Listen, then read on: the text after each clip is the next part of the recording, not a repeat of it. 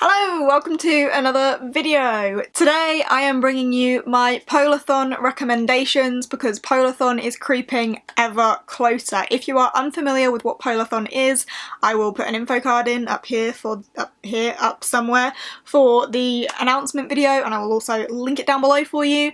But Polarthon is a week-long readathon in February that I host based on polar fantasy because it is my favourite subgenre of book.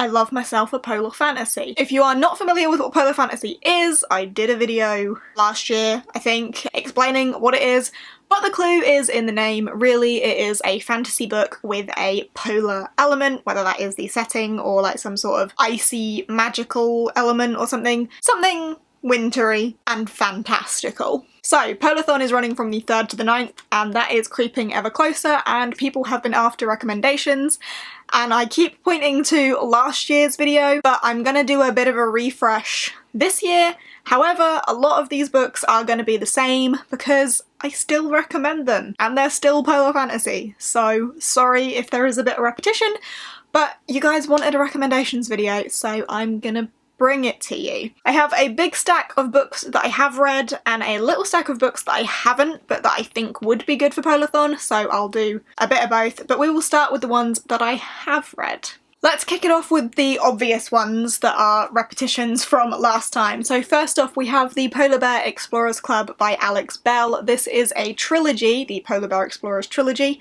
about a young girl called Stella Starflake Pearl who wants to join the Polar Bear Explorers Club. However, she is a girl, so that is not permitted. But she finds a way to bend the rules and gets to go on this wild expedition into the polar lands and comes across all sorts of creatures, including some carnivorous cabbages.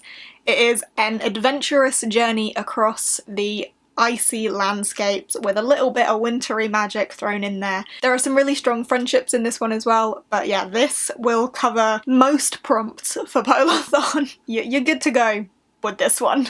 Another one that I have spoken about before is Frostfire by Jamie Smith. This follows a young girl who is about to be kind of bonded. It's been a while since I've read this, but bonded with an ice sliver from the mountain that is some sort of godlike being almost, and they have a connection with this sliver of mountain that grants somewhat magical icy abilities. There is an avalanche.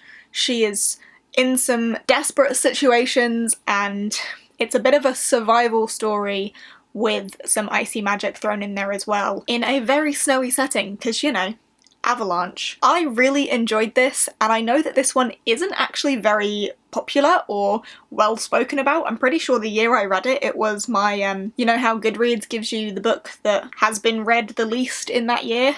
This was mine the year I read it, so I really do recommend this one. It is a middle grade, but it's fantastic. I recommend. And then one of my favourite duologies, Even the Darkest Stars by Heather Fawcett. I love these so much. It's about a young girl called Kamsin who wants to be an explorer, has always wanted to be an explorer, to join the Royal Explorers and go on these wild adventures up these mountains. And she gets herself into a situation where that is about to happen. This was much more fantastical and magical than I expected it to be. I expected it to be very much based on the, like, mountaineering, but there are dragons, there are witches, there are shapeshifters, there's much more going on in this, and I loved it. And the sequel is also fantastic. All the Wandering Light, which I also love, so you're good with either of those. It's a good one. I always recommend this duology, and again, doesn't seem to get much, like, attention. So, highly recommended by me. Then we have Eye of the North by Sinead O'Hart. I love this. This was funny. This was very dangerous for a kid's book. Like, not just big bad villains gonna get you, but like chasing you with a gun. Like, you could get shot at any moment. It's about a young girl called Emmeline, it's been a while since I read this as well, who ends up on a ship to France, where she meets a boy called Thing, and there are people that seem to be after Emmeline for whatever reason, and it's kind of a journey to save her parents who are being held hostage or could potentially be dead by a mad scientist who wants to awaken the Kraken. It's a wild ride, this book, but I really freaking loved it and recommend it a lot.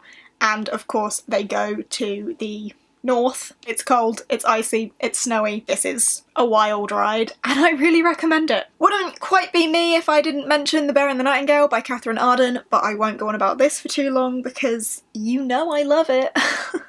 About a young girl called Vasya who is everything that society wants her not to be and potentially a witch. Very atmospheric, quite dense but very emotional, based on like Russian folklore. I adore this trilogy and hope to conclude it myself in February. Another couple that I have mentioned before but really recommend is these books by Lisa Ludek. So A Shiver of Snow and Sky and A Storm of Ice and Stars.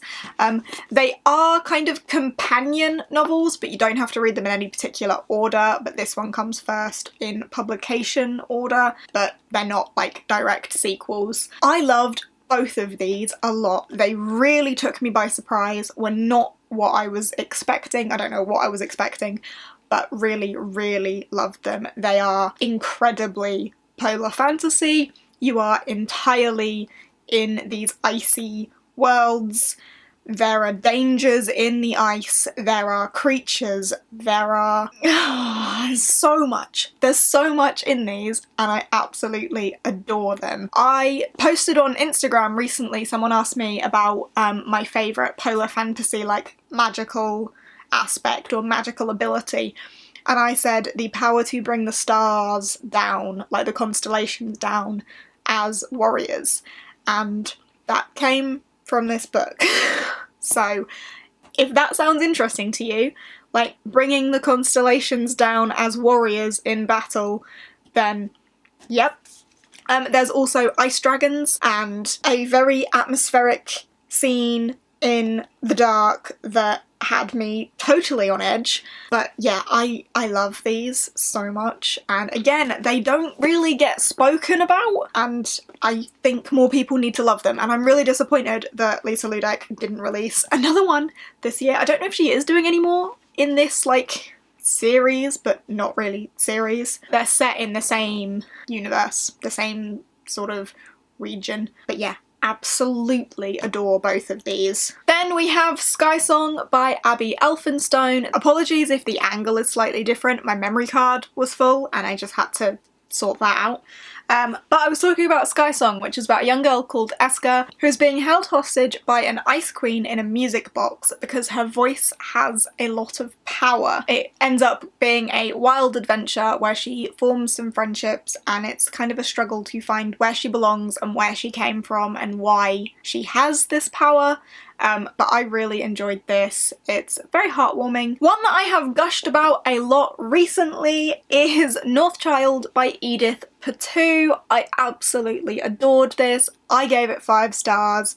One of my all-time favourite children's books. I had the best time with this. This is about a young girl called Rose. Rose's mother has a superstition about which way she's facing when her children are born, and that superstition is that a North child is bad news, and Rose's birth circumstances are a little bit cloudy. She may be a North child. She is then whisked away by a talking polar bear that seems very threatening and is taken to an enchanted cavern stroke castle-ish place, and I don't want to say any more than that because I don't want to spoil it, but this was beautiful. I absolutely adored it. And if you only wanted to read one book for Polarthon, then this will do an entire path by itself.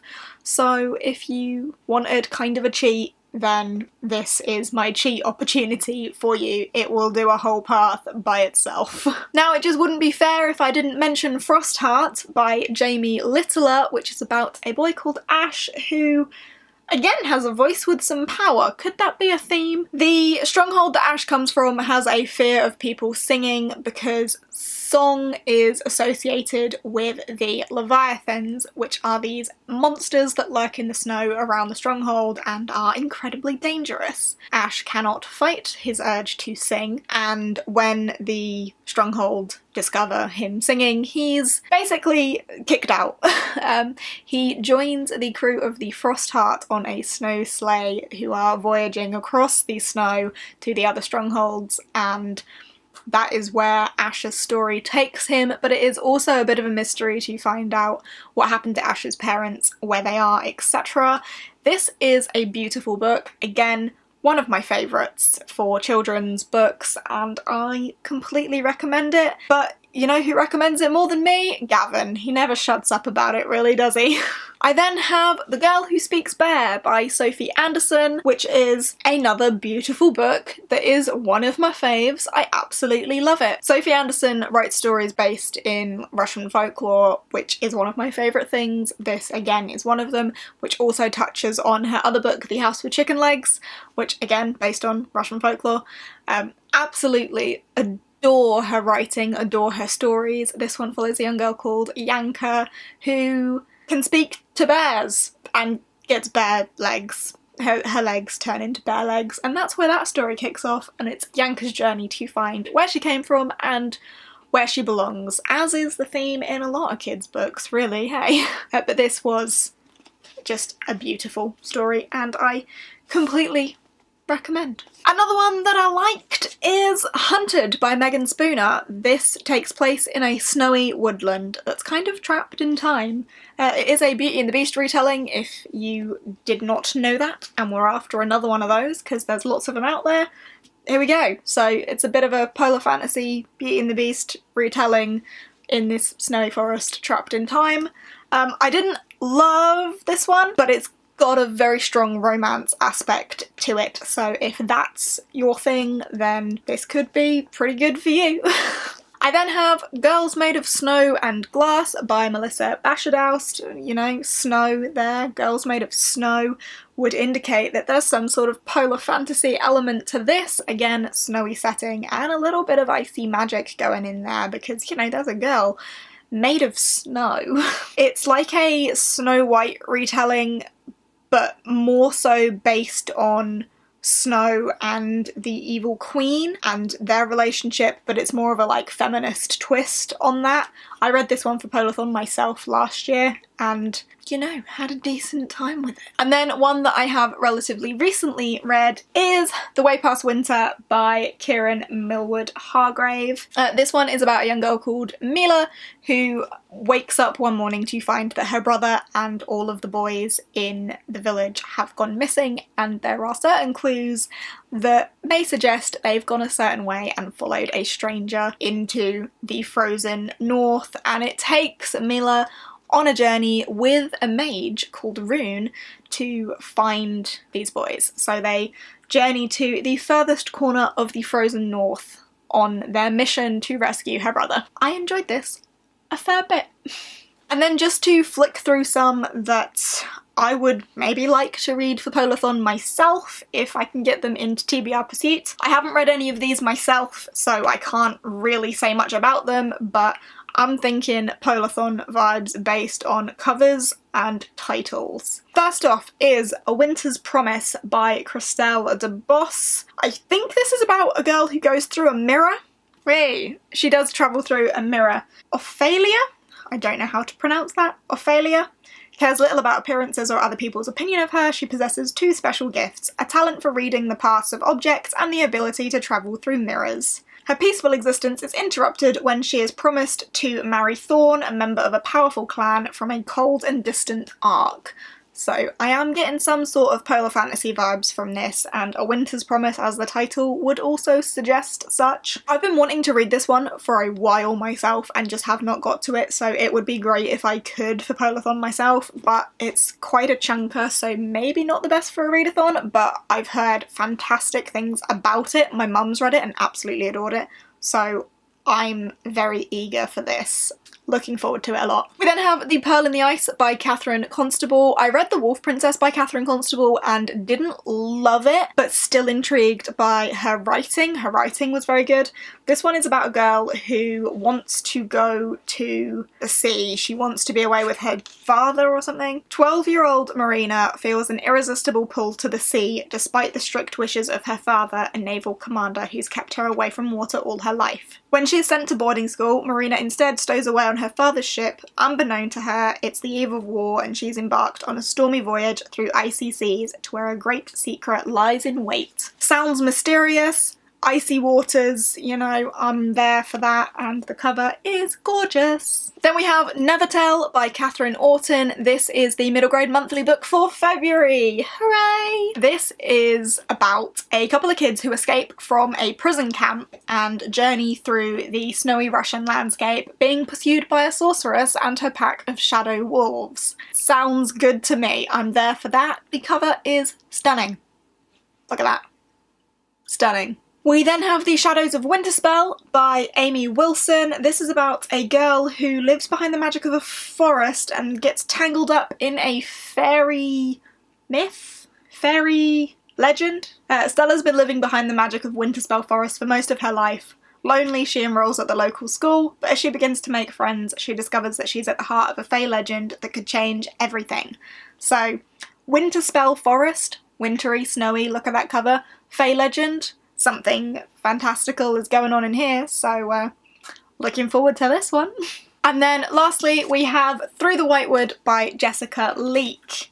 This one is about a girl who can freeze things, I believe. Katya's power to freeze anything she touches has made her an outcast in her isolated village, and when she loses control of her ability, accidentally killing several villagers, she is banished to the palace of the terrifying Prince Alexander in Kiev. That sounds good to me! I don't want to know any more about that, but yeah. Also, cover gorgeous. I read Jessica Leek's other book, Beyond a Darkened Shore, and it surprised me with how much I enjoyed it, so I am looking forward to this one as well. So there you go. That is my list of Polarthon recommendations, some that I've read, some that I haven't. I haven't gone into too much detail on any of these just because it's quite a big stack and I don't want to be here forever. My voice is going just a little bit. But I hope that if you were struggling for ideas, this may have given you a little push, perhaps, and if there's anything that you want to know, like any questions you want to ask about whether a book fits anything, then please just ask. Either drop it down below, message me on Twitter, or the Polarthon Twitter or whatever. I will get back to you and let you know. And if you just want to discuss with me like what your options are or anything, if you're really struggling, then feel free to do that as well. I am here to help because I want people to participate in Polarthon. But I hope you have enjoyed. I hope you've got something from this. As I say, let me know if you have any further questions, or, you know, if you just want to recommend any other polar fantasy books yourself, then do that down below as well. Help some people out. Awesome, cool. Alright, well, thank you for watching. Fingers crossed I'll see you for Polarthon, and I will also just see you in the next one. Bye!